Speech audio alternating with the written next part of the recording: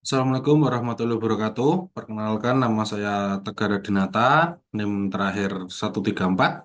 Di sini saya akan menjelaskan materi tentang tes bakat minat, tes DAT, GATB, dan FACT. Nah, tes DAT atau Differential Aptitude Test, tes DAT merupakan salah satu tes dalam psikologi yang digunakan untuk mengukur bakat dan potensi dalam suatu bidang.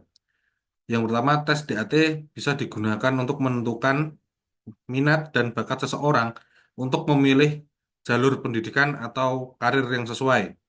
Yang kedua, dapat membantu dalam rekrutmen kerja, terutama dalam menyesuaikan kemampuan kandidat dengan posisi yang dibutuhkan.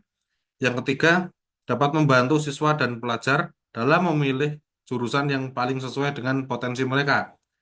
Yang keempat, dapat membantu dalam pengembangan diri dengan memahami kelebihan dan area yang perlu ditingkatkan. Komponen tes DAT sendiri ada 7.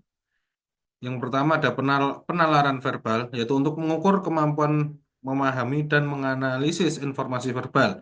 Yang kedua, kemampuan numerik, mengukur kemampuan menggunakan angka dan konsep matematika.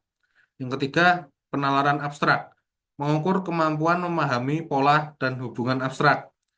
Yang keempat, penalaran mekanik, mengukur pemahaman tentang prinsip dasar fisika dan mekanika.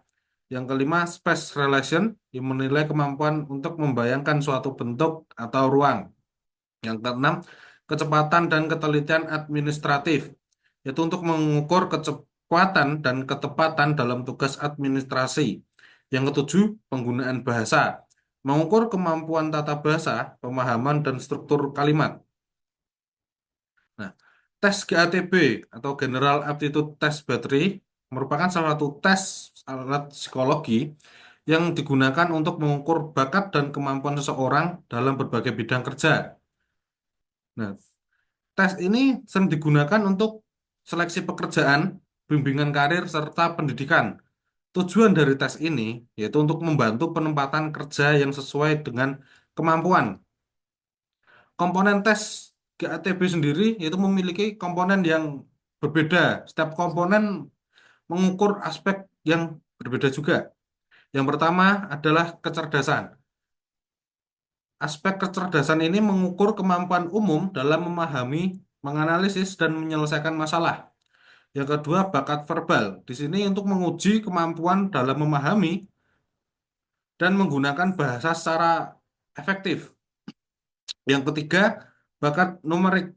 Itu untuk mengukur kemampuan dalam memahami angka dan konsep matematika.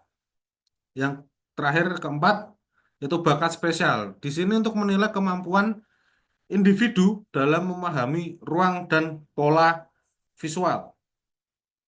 Nah, tes FACT. Tes FACT adalah salah satu tes bakat minat yang dirancang untuk mengukur kemampuan kognitif, perseptual, dan psikomotorik individu dalam berbagai bidang pekerjaan.